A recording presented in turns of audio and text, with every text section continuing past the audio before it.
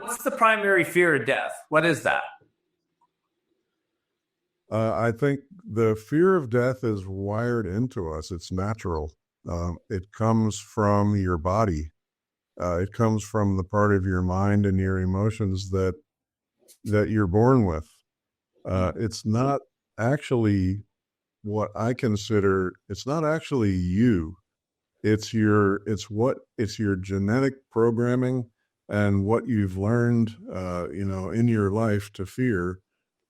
All that comes to a head, and Yeah. getting through that fear and out the other side of it, I think, is what the healing process is about. Okay. Yeah, because it seems the fear of death is kind of a general catch-all. But there's individual fears. Fear of fear of pain, right? Going through a pain process, fear of losing your loved ones, fear of um, losing your mind, fear of There's a lot of different fears. So Being a burden. There's lots of things to be afraid of, no yeah, question. yeah. Yeah, and what the psychedelic journey is helping people to understand is what? What would you say? Why do they transcend their fear? Well, I think there's a couple of major aspects to it. There's It's way more complex than this, but the two things I think are important are, number one, under the influence of psilocybin or LSD, you're capable of looking at situations and questions in a much more impartial way than you are when you're sitting around in your day-to-day feelings.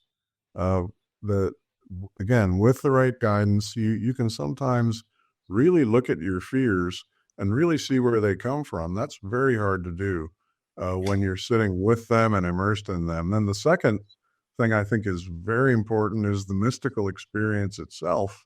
That on a sufficient dose of psilocybin or say LSD, you go through an experience of losing yourself.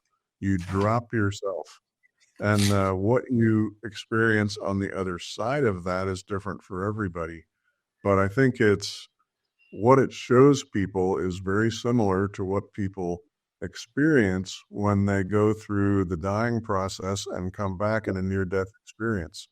They see how the universe is really constructed, how it's made, what it's built from, and people report almost universally that experience is more real than what we think of as real life. Everyone says that. And it's to the point where you have to kind of believe that there may be another level of experience that you have access to in certain ways that is just as real as what we think is real here. And where what's I think is super interesting here is science is based on the assumption that if you can't measure it and see it, with your senses and apprehend it here, it's not real. And I think that's an assumption that science is going to have to examine because its own data from psychedelic studies and near-death experiences contradict that assumption. There is more to existence than what we can see and feel here. So I think that'll be interesting to see how that sorts out.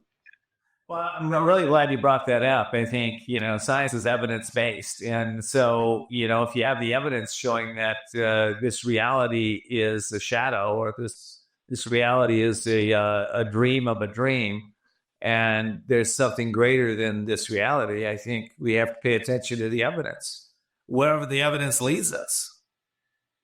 Yeah, you would hope. And I, I think I see that happening if you follow the scientific literature. I think investigators who are doing research on the nature of human consciousness are really starting to ask questions about what it's really about.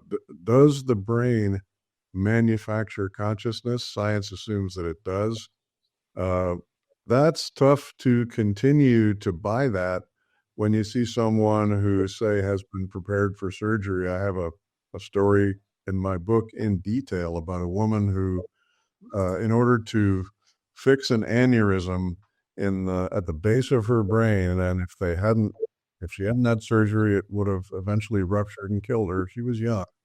They had to stop her heart, tip her up, drain her blood in order to get back there and fix that problem with her artery.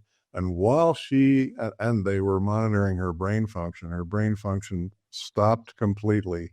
And she had an incredible experience while all that was going on that had nothing to do with the activity of her brain.